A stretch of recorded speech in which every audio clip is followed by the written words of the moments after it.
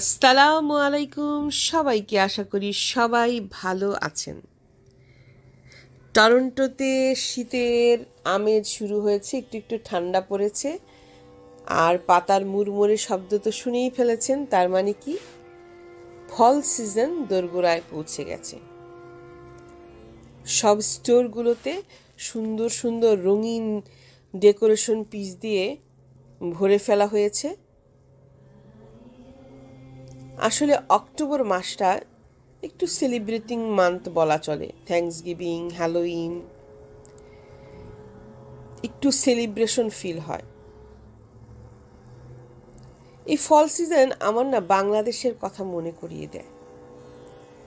আমরা সবাই শীতকালের জন্য বসে থাকতাম, কারণ এই দেশের ফলটা অনেকটা বাংলাদেশের শীতকালের আমেজের মতো। কিন্তু স্কুল পরীক্ষা শেষ হতো, ফাইনাল পরীক্ষা শেষ হতো, তখন পিকনিকের একটা মৌসুম শুরু হতো। স্কুলের পিকনিক, পারিবারিক পিকনিক, নানু বাড়ির পিকনিক, সবাই মিলে বাসে করে দূরে গ্রাম অঞ্চলে বেড়াতে যেতাম।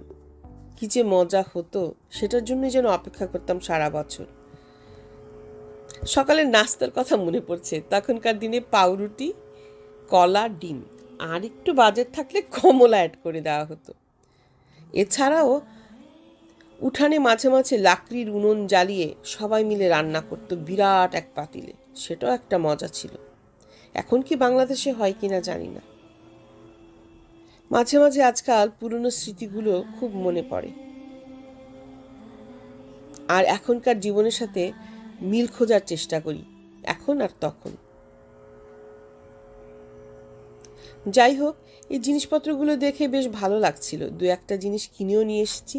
আমার বেশ ভালো লাগে ফল সিজনে ঘর বাড়ি সাজাতে, তাই একটু মলে গিয়ে কেনাকাটা করছি। এর পাশাপাশি একটু বেরিয়ে এলাম সুন্দর ফল এর প্রাকৃতিক সৌন্দর্যগুলো উপভোগ করার জন্য। এখনো গাছে খুব একটা রং লাগেনি, দু একটা গাছে লেগেছে। এই যে এই জিনিসগুলো কিনে এনেছি দোকান থেকে, আর দুটো কাপ। সুন্দর না? আমার ডেকোরেশনটা কেমন হলো জানাবেন। এবং এই কাপে অবশ্যই আমি চা, কফি বা যে কোনো ফলের ড্রিঙ্কস বানিয়ে খাবো।